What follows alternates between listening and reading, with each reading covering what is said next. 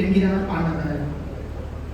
ஆண்டவர் தம் கையை நீட்டி என் வாயை தொட்டு என்னிடம் கூறியது, இதோ பார், என் சொற்களை உன் வாயில் வைத்துள்ளேன். பிடுங்கவும் தகர்க்கவும், அழிக்கவும் கவிழ்க்கவும், கட்டவும் நடவும் இன்று நான் உன்னை மக்களிடங்கள் மேலும் அரசுகள் மேலும் பொறுப்பாளனாக ஏற்படுத்தியுள்ளேன். இது ஆண்டவர் வழங்கும் அருள் வாக்கு.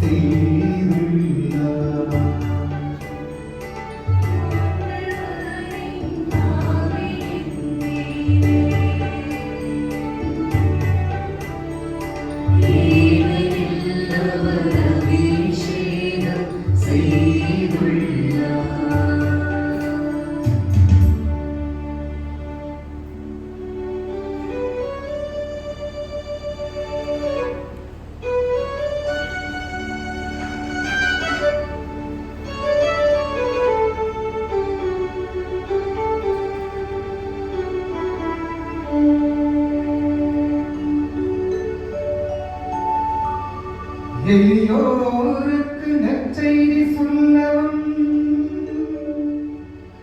சிறைப்பட்டோர் விடுதலை அடைவர் என அறிவிக்கவும் ஆண்டவர் என்னை தேர்ந்தெடுத்தார்.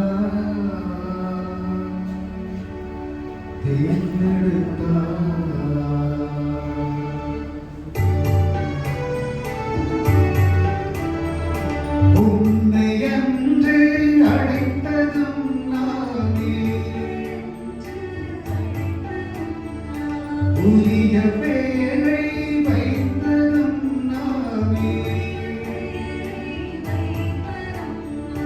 உன்னை என்று அழைத்ததும் நாமே, உரிய பேரை வைத்ததும் நாமே, உன்னை என்று நீட்டதும் நாமே. உனது துணையாய் இருப்பவர் நானே. ஆண்டவரின் ஆவியின் மேலே ஏனெனில் அவர் அபிஷேகம் செய்துள்ளார்.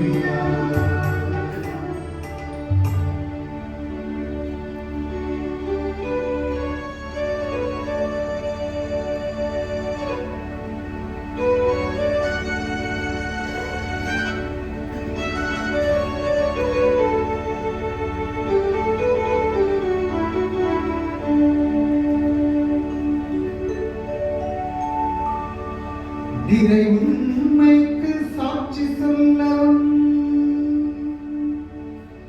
நோயுற்றோரை குணமாக்கவும் ஆண்டவர் என்னை தேர்ந்தெடுத்தார்.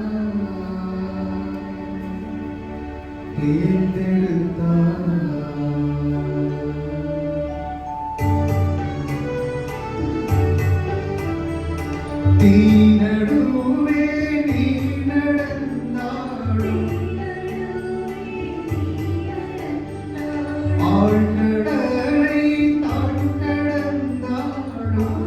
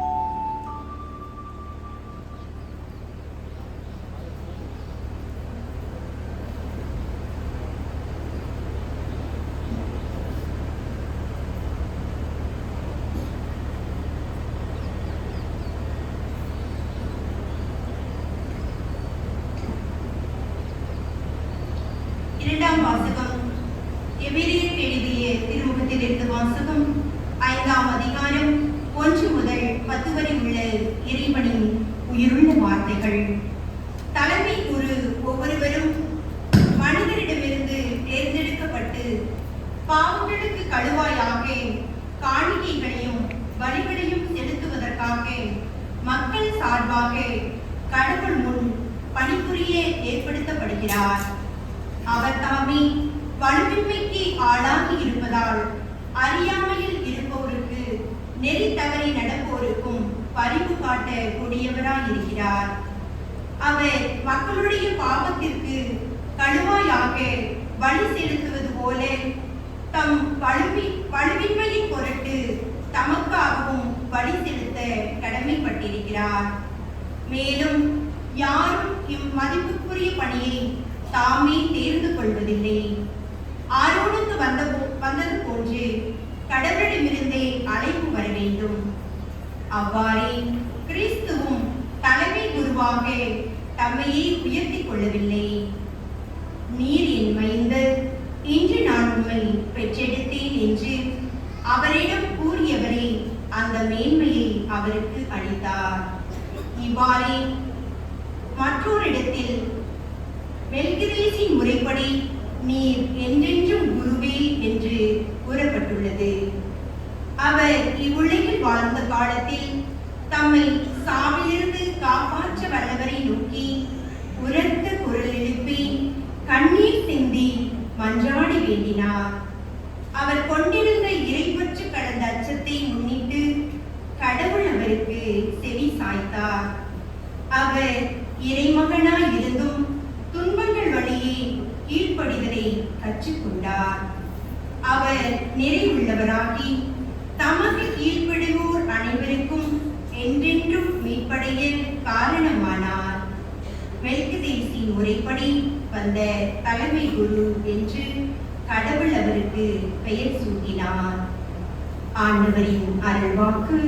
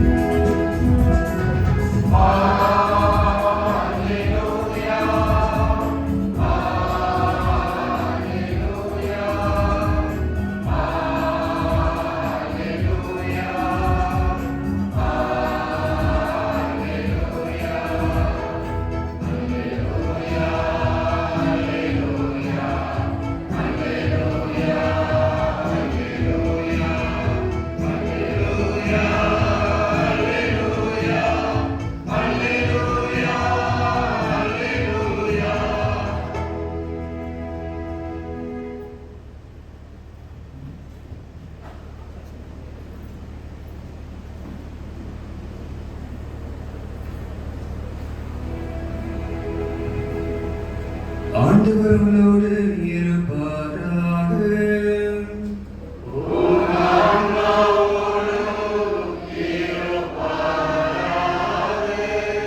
புனித லூக்கா எழுதிய தூய நற்செய்தியிலிருந்து வாசகம்.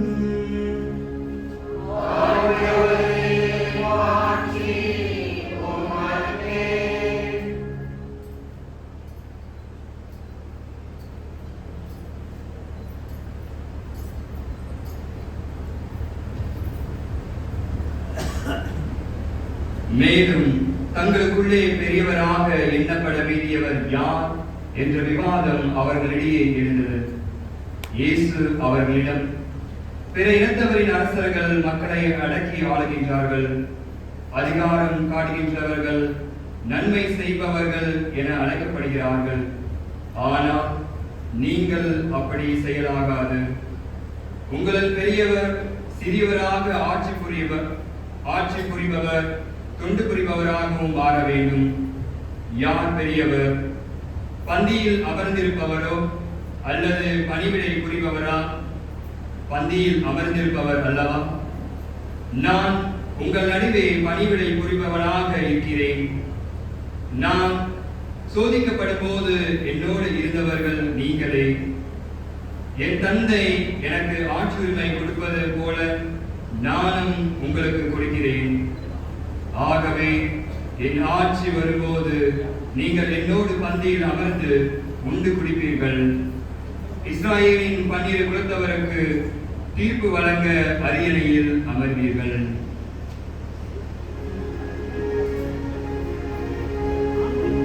இது வாழ்வு தரும் கிறிஸ்துவின் நற்செய்தி.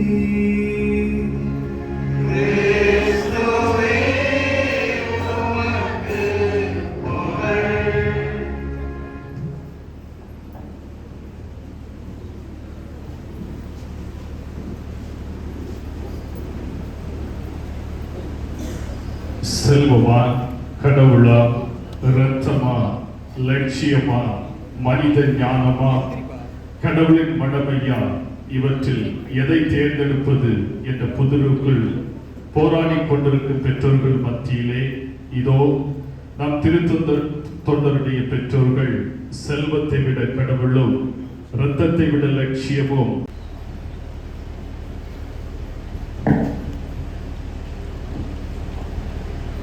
அழைப்பு என்பது ஒரு வரம். அது செவிமடுப்பதில் மட்டுமல்ல, செயல்படுத்துவதில் தான் முழுமை அடைகின்றது. இறை விருப்பம் நிறைவேறாமல் அருள்படி நிலையை ஏற்க இயலாது. ஏனெனில் அவரே நம்மை முன்குறித்தவர், தாயின் கருவில் தேர்ந்து பெயர் சொல்லி அழைத்தவர். அழைத்த அவரிடம் நம்மை அர்ப்பணிப்பதை அழகு.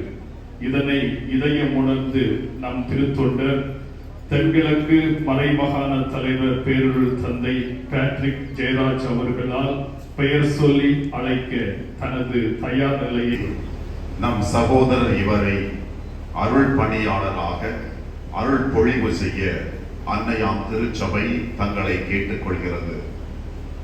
இப்பணிக்கு இவர் தகுதியுள்ளவர் என உமக்கு தெரியுமா? கிறிஸ்தவ மக்களை கேட்டு அறிந்ததிலிருந்தும் இவருக்கு பயிற்சி அளித்தவர்களின் பரிந்துரைகளில் இருந்தும் இவர் தகுதி உடையவர் என சான்று பகர்கின்றேன். நம் ஆண்டவராகிய இறைவனிலும் நம் மீட்பராம் இயேசு கிறிஸ்துவின் அருள் துணையிலும் நம்பிக்கை வைத்து நம் சகோதரர் மேத்யூ டிவோடா அவர்களை அருள் பணி நிலைக்கு தேர்ந்து கொள்கிறோம். அனைவரும் ஒன்றாக சொல்வோம், இறைவனுக்கு நன்றி.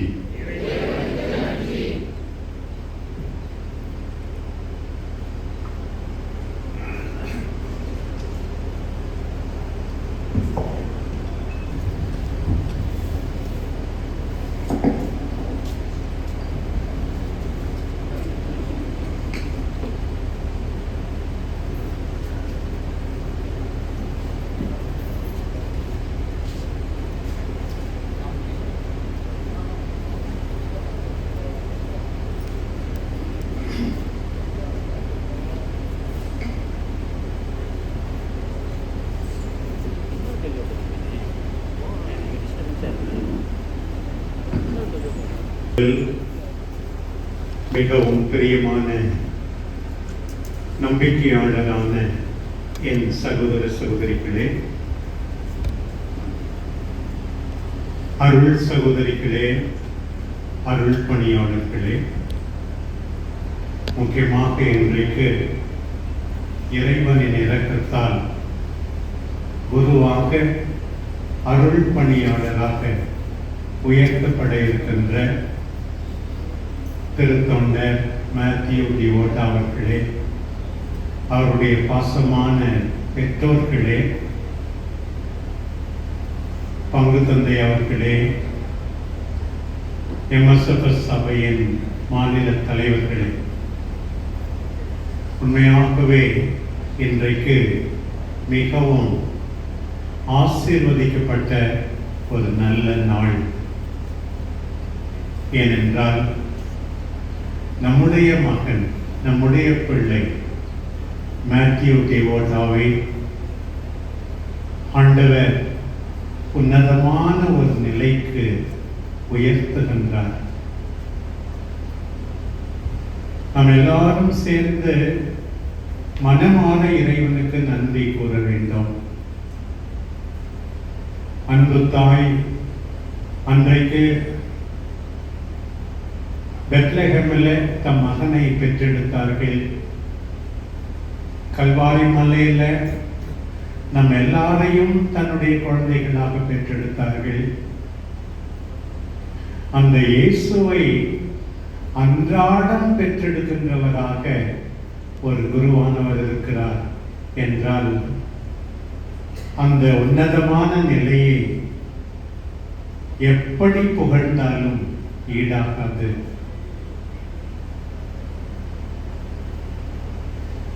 ஓ குருவே, இதுதான் உன்னுடைய முதல் திருப்பலி, இதுதான் உன்னுடைய கடைசி திருப்பலி, இதுதான் உன்னுடைய ஒரே திருப்பலி என்று நினைத்து திருப்பலியை நிறைவேற்று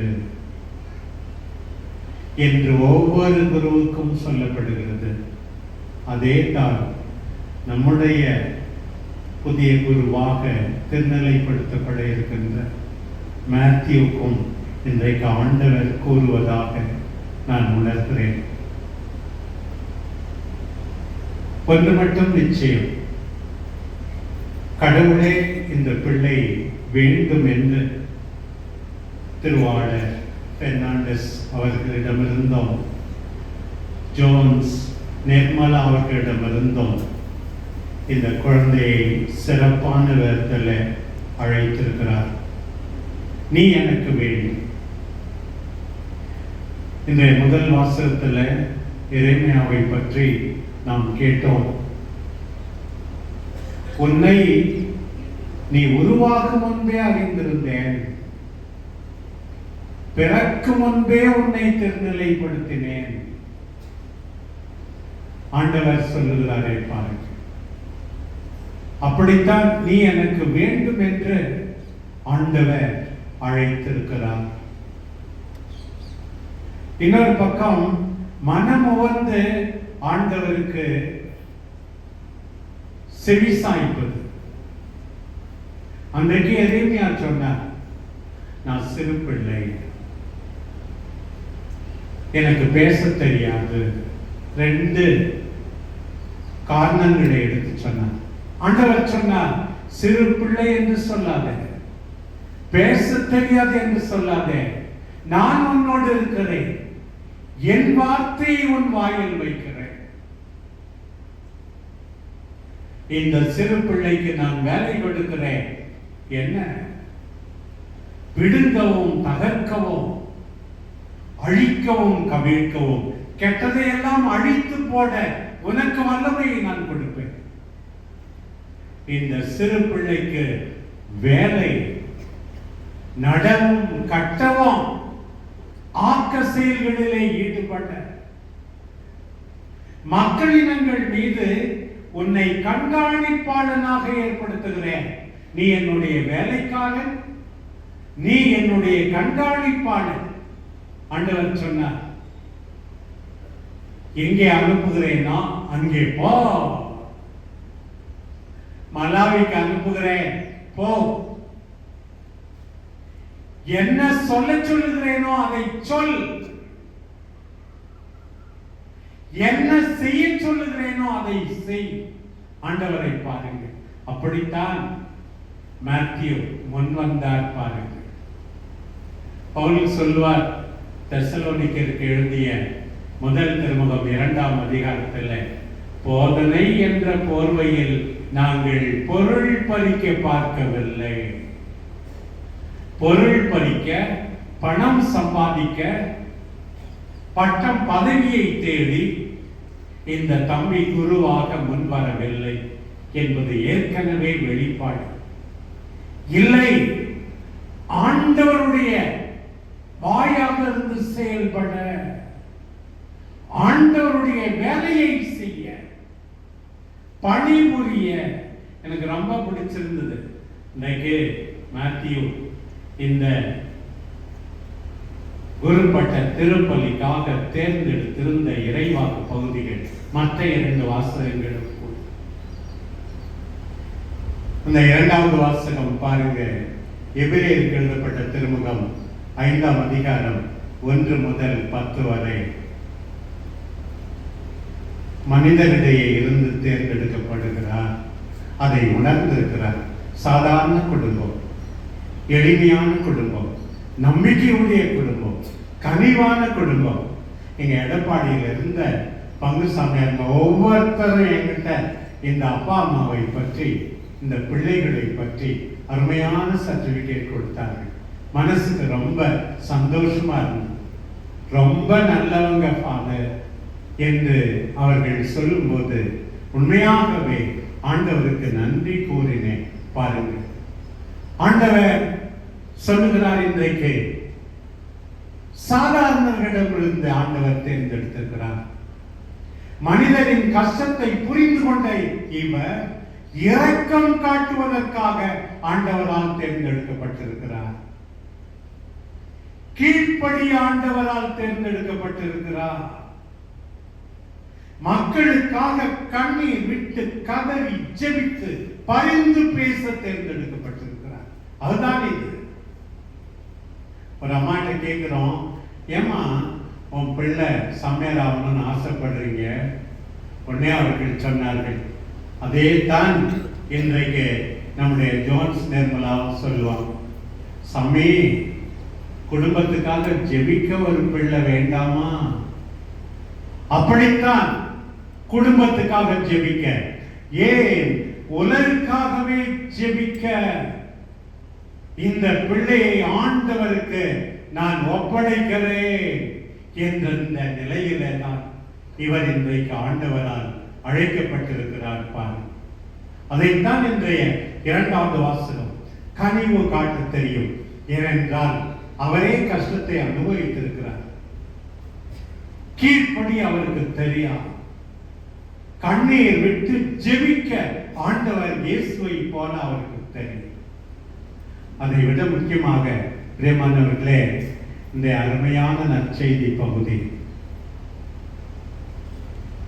யார் பெரியவர் என்கிற சண்டை சீடர்களிடையே, அந்த நேரத்தில் ஆண்டவர் சொல்லுகிறார், புறவினத்தாரிடையே அப்படி இருக்கலாம். என்னுடைய சீடர்கள், என் வழியில் பயணிப்பவர்கள் தொண்டனாக இருக்க வேண்டும். பணிவிடை பெறுபவர்கள் அல்ல, பணிவிடை புரிபவர்கள் என்ற வார்த்தையை இன்றைக்கு மீண்டுமாக மேத்யூவுக்கு நான் என்று நினைவூட்ட விரும்புகிறேன்.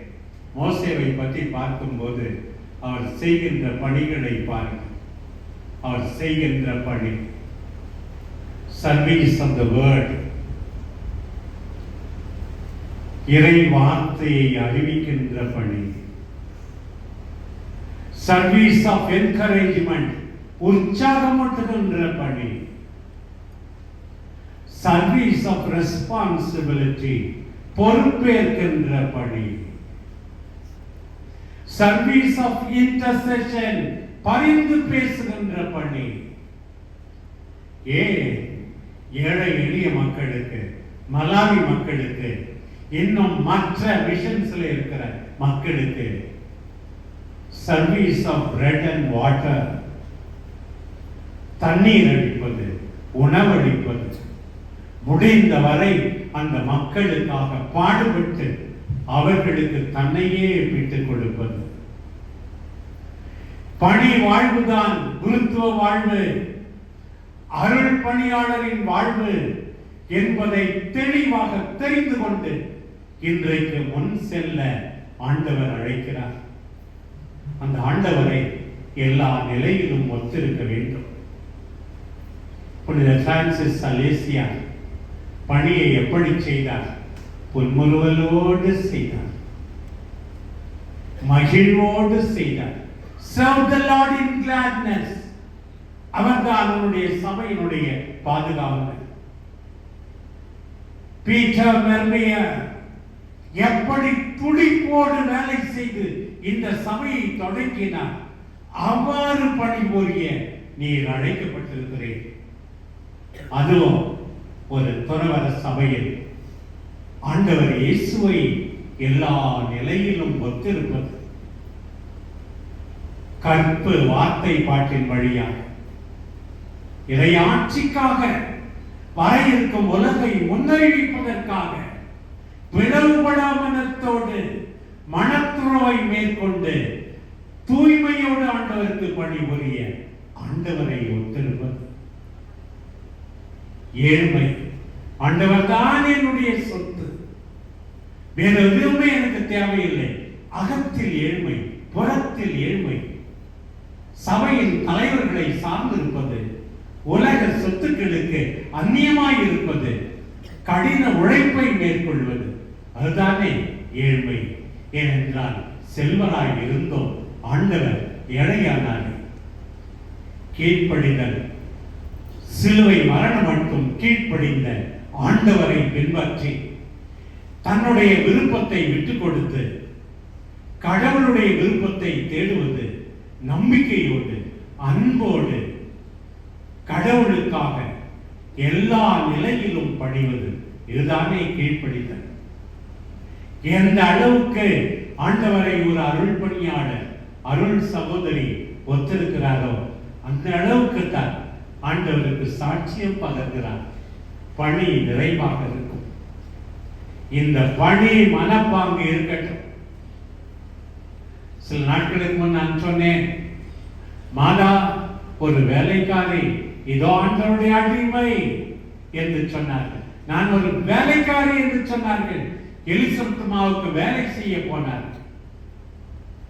கானா ஒரு திருமணக்காருக்கு வேலை செய்ய போனார். குருக்கள், அருள் சகோதரிகள் மட்டுமல்ல, இங்க இருக்கிற எல்லாருமே வேலை செய்தால்தான் மாதாவுடைய பிள்ளைகள். மாதா ஒரு கண்காணிப்பாளர். உன்னை நம்பி மேத்யூ எவ்வளவு மக்கள் ஒப்படைக்கப்பட்டிருக்கிறார்கள். MSFS தமிழக ப்ராவின்ஸ் உன்னை நம்பி இருக்கிறது. மலாவிக்கு உன்னை பணிபுரிய அனுப்பினாலும் அந்த மக்கள் உன்னிடம் ஒப்படைக்கப்படுகிறார்கள். அந்த நம்பிக்கை வீண் போகக்கூடாது. ஆண்டவர் நம்மிடம் ஒப்படைக்கப்படுகின்ற மக்களை நாம் ஆண்டவரிடம் கொண்டு போய் சேர்க்க வேண்டும். நல்ல நிலையோடு கொண்டு போய் சேர்க்க வேண்டும். வேலைக்காரன், கண்காணிப்பாளன், பொறுப்பாளன் என்கின்ற நிலையிலே ஒவ்வொரு நம்பிக்கையாளரும் வாழ வேண்டும். தனிப்பட்ட விதத்தில் நான் இன்றைக்கு மகிழ்ச்சி அடைகிறேன். 150க்கும் மேற்பட்ட MSFS குருக்கள் என்னுடைய மாணவர்கள். அதிலும் சவுத் வெஸ்ட் ப்ராவின்ஸ்ல பாதி பேருக்கு மேல் என்னுடைய மாணவர்கள் தான். இந்த ப்ராவின்ஸில் அதிக பேர் மாணவர்கள் இல்லை. ஆனால் ஒரு 5-6 பேரை தான் நான் குருக்களாக இதுவரை திருநிலைப்படுத்தி இருக்கிறேன். ஒரு MSFS திருத்தொண்டரை அருள் பணியாளராக திருநிலைப்படுத்தி ஒப்புக் கொடுப்பது எனக்கு உண்மையாகவே மகிழ்ச்சி. அன்றைக்கு சாமுவேல், நான் ஏன் சவுலை அரசனாக்கினேனோ என்று வருந்தினாராம். அப்படி உன்னை உருவாக்கியவர்கள் யாரும் வருந்தாத விதத்தில் ஆண்டவரை மகிமைப்படுத்தி வாழ வேண்டும். பிரியமான சகோதர சகோதரிகளே, நாம் எல்லாரும் நம்முடைய அருள் பணியாளர்களுக்காக, அருள் சகோதரிகளுக்காக வேண்டிக் கொள்ள வேண்டும். பவுல் சொன்னார் தன்னுடைய மக்களை பற்றி, ஒரு பேறுகால வேதனை இருக்கின்ற பெண்ணை போல கிறிஸ்து உருவாகும் வரை நானும் துன்புறுகிறேன் என்று சொன்னார். நீங்கள் என்னுடைய குழந்தைகள், நான் உங்களுடைய தாய் என்று சொன்னார். இன்னொரு பக்கம் அந்த மக்கள் எந்த அளவுக்கு பாசமாக இருந்தார்களா. நான் உங்களிடையே வந்தபோது ஒரு தேவதூதனை ஏற்றுக்கொள்வது போல, ஏன் இயேசு கிறிஸ்துவையே ஏற்றுக்கொள்வது போல என்னை ஏற்றுக்கொண்டீர்கள். வேண்டுமானால் உங்கள் கண்களையும் பிடுங்கி எனக்காக கொடுத்திருப்பீர்கள். பாருங்க எவ்வளவு பாசமா இருந்தார்களா கலாத்தியர்கள். 4ஆம் அதிகாரத்திலே வாசிக்கிறோம். பாருங்க, கண்களையும் பிடுங்கி கொடுக்கின்ற அளவுக்கு குருக்கள் மீது, அருள் சகோதரிகள் மீது பாசமாயிருக்கின்ற, அக்கறை காட்டுகின்ற, உற்சாகம் கொடுக்கின்ற, அவர்களுக்காக வேண்டுகின்ற இறை சமூகமாக நீங்கள் எல்லாரும் மாறவும் இந்த நேரத்திலே அழைப்பு விடுக்கிறேன். இந்நாளில் அனைத்து எம்எஸ்எஃப்எஸ் அருள் பணியாளர்களையும் பாராட்டுகிறேன். நம்முடைய ப்ராவின்சியல் ஃபாதர் பேட்ரிக் என்னுடைய மாணவர், ஏன் டான்சானியாவிலிருந்து வந்திருக்கிற ஃபாதர் ஜேம்ஸ் பந்தலானே என்னுடைய மாணவர், இன்னும் எத்தனையோ எம்எஸ்எஃப்எஸ் மாணவர்கள் இவர்களுடைய மாதிரியிலிருந்து கற்றுக்கொண்டு இன்னும் பல்வேறு எம்எஸ்எஃப்எஸ் அருள் பணியாளர்களின் பாதையிலே வெற்றி நடை போட வாழ்த்துகிறேன். நம் அன்பு தாய் அன்னை கன்னிமரியம் நம் எல்லாருக்காகவும் பரிந்து பேசுபவர், பாதுகாவலர், அர்ப்பண வாழ்வின் மாதிரி. அவரே உனக்கு துணை நிற்பாராக. ஆமென்.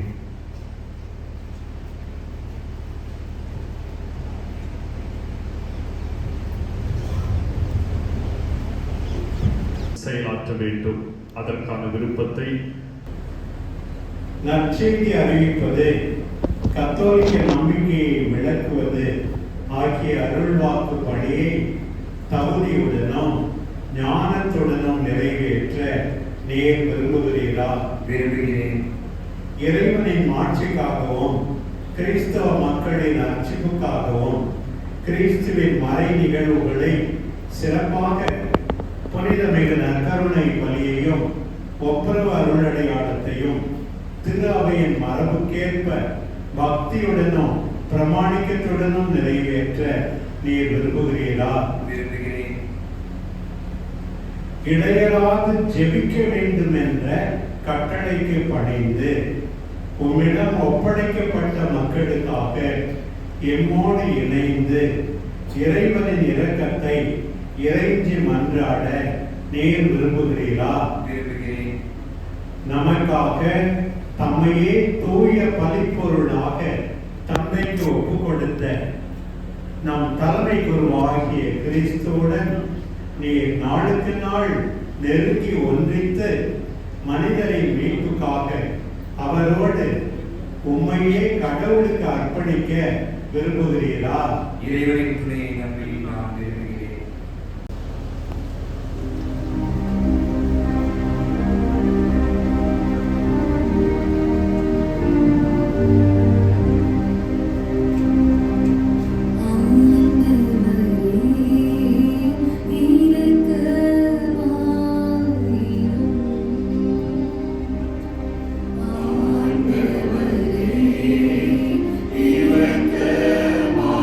இரக்கமாயிரும்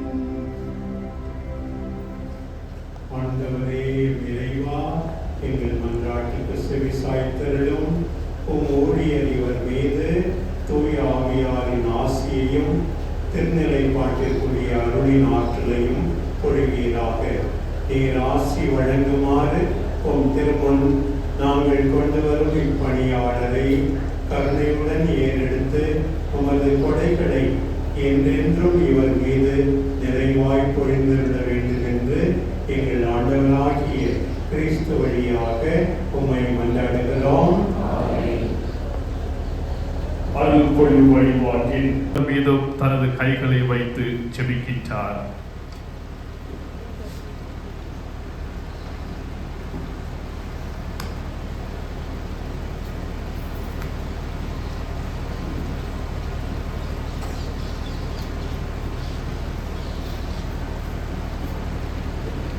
இப்பொழுது ஆயரை தொடர்ந்து அருள் பணியாளர்கள் அனைவரும் திருத்தொடன் தலை மீது கைகளை வைத்து அமைதியில் Amen.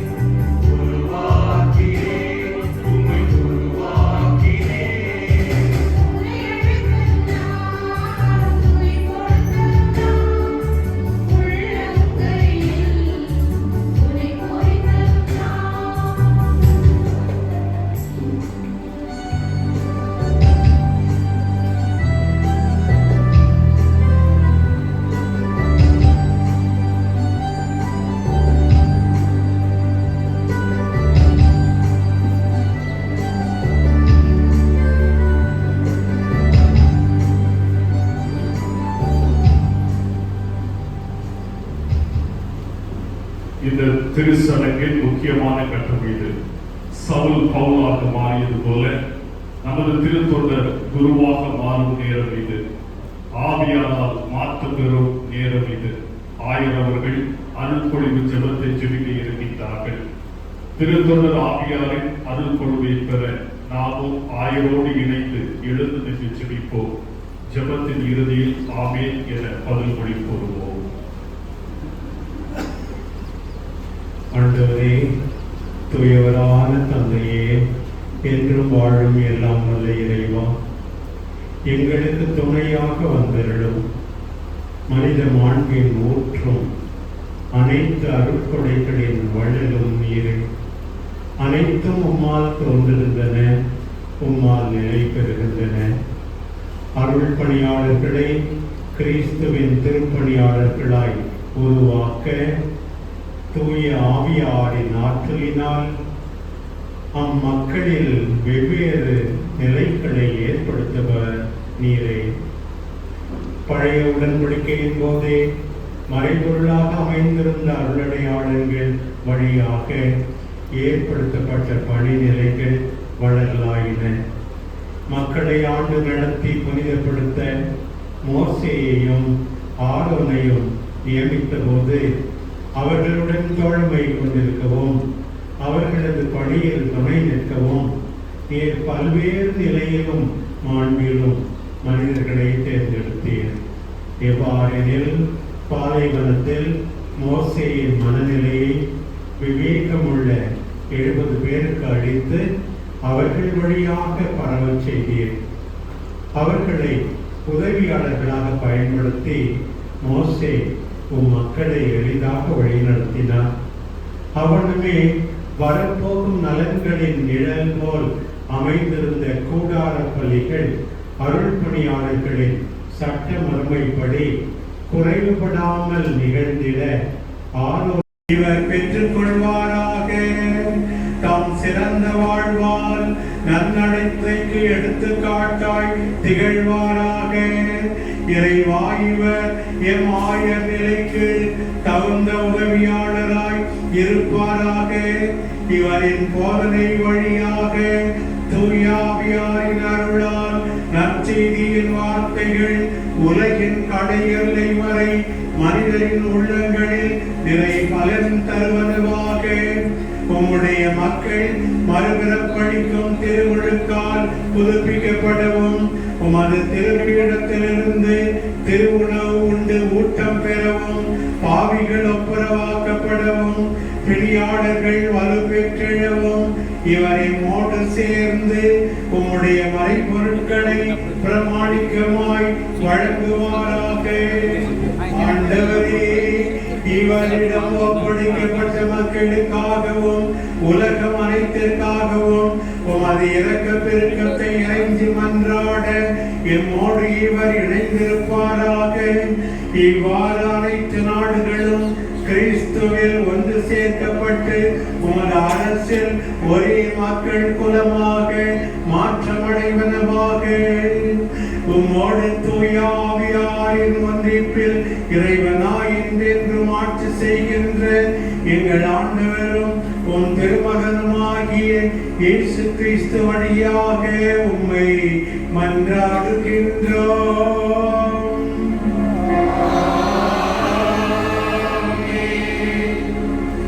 நம் அன்பு சகோதரர் அருள் பணியாளராக உயர்த்தப்பட்டு விட்டார். நம்முடைய திரு அவைக்கு புதிய அருள் பணியாளர் கிடைத்துள்ளார். இப்பொழுது புதிதாக அருள்பொழிவு செய்யப்பட்ட இவரை இறைமக்கள் திருக்குறளுக்கு பார்த்திருக்கிறார். அனைவரும் கடவுளுக்கு ஆதரவு.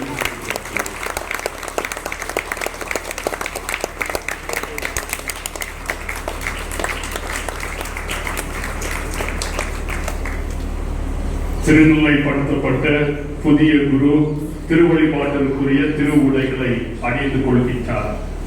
இந்த திருவுடை தாங்கள் நற்செய்தியின் தூதுவர் என்பதை, இறை மக்களின் பணியாளர்கள் என்பதையும் சுட்டி காட்டுகின்றது. இப்போது பிரான்சிலியன் எம்எஸ்எஃப்எஸ் சபையினுடைய தென்கிழக்கு மாகாணத்தினுடைய தலைவர் பேரூர் தந்தை பேட்ரிக் ஜெயராஜ் அவர்களும், எடப்பாடி செல்வநாயகி அன்னை பங்கு தந்தை இன்னாசிமுத்து அவர்களும், நம்முடைய திருத்தொண்டருக்கு குருத்துவ திருவுடை அணிவிப்பார்கள்.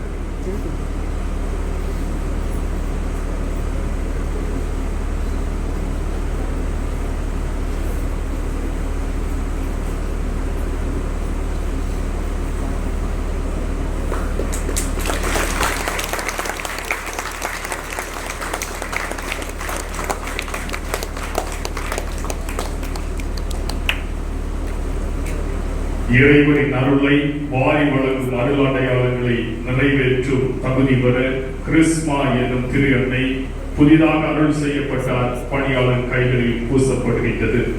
இப்புனிதமான சடங்கினால் அருள் பணியாளர் கைகள் இனி அருளின் வாய்க்காலாக மாறுகின்றன. இனி இவர் இறைவனின் பெயரால் தன் கைகளால் ஆசி வழங்குகின்றார். ஆகவே புதிய அருள் பணியாளர் 1000 முழத்தால் படியிட அவருடைய இரு உள்ளம் கைகளில் இப்பொழுது 1000 அவர்கள் கிறிஸ்தும திரியனை பூசி அர்ச்சிக்கின்றார்.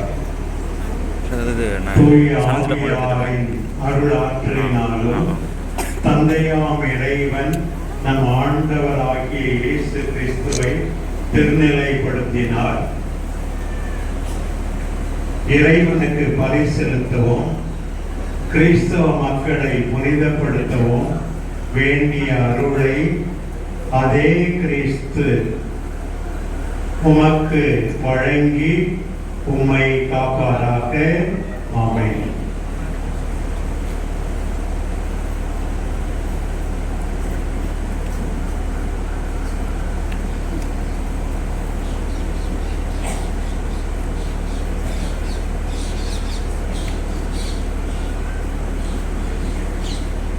புதிய குருவின் பெற்றோர் அவர்கள்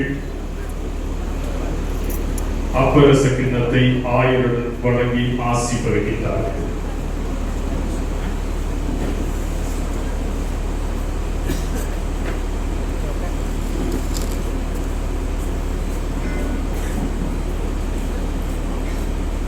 இறைமக்கள் சார்பாக இறைவனுக்கு பலி செலுத்தவும் தான் நிறைவேற்றும் அனைவர்களுக்கு ஏற்ப தன் வாழ்க்கையை ஒருங்கிணைக்கவும் புனிதத்தில் சிறந்து விளங்கவும் இது அழைப்பு விடுக்கின்றது. தன் வாழ்வை திருச்சபை தொடர்ச்சி என்பதை உணர்ந்தவராய் 1000 அவர்களிடமிருந்து புதிய குரு திருக்கிண்ணத்தை பெற்றுக் கொள்கின்றார். இறைவனுக்கு ஒப்புக் கொடுக்க இறைமக்கள் கொண்டு வந்த இக்காணிக்கையை பெற்றுக்கொள்ளும். நீர் நிகழ்த்தும் புனித நிகழ்வுக்கு ஏற்றபடி புனிதராயிரும். திருச்சிலுவையின் மறை உண்மைக்கு ஏற்ப உமது வாழ்க்கையை அமைத்துக் கொள்ளும். சமாதான முத்தம். தூய முத்தம் கொடுத்து ஒருவரை வாழ்த்துங்கள் என்பது தூய பவுலின் மடல்களில் இடம்பெறும் இறுதி சொற்கள். திருநிலைப்பாட்டு சடங்கின் இறுதியாக 1000 அவர்கள் புதிய குருவுக்கு தூய முத்தம் கொடுத்து செம்மண்ணின் நற்செய்தி ஆகிட வாழ்த்துகின்றார்கள்.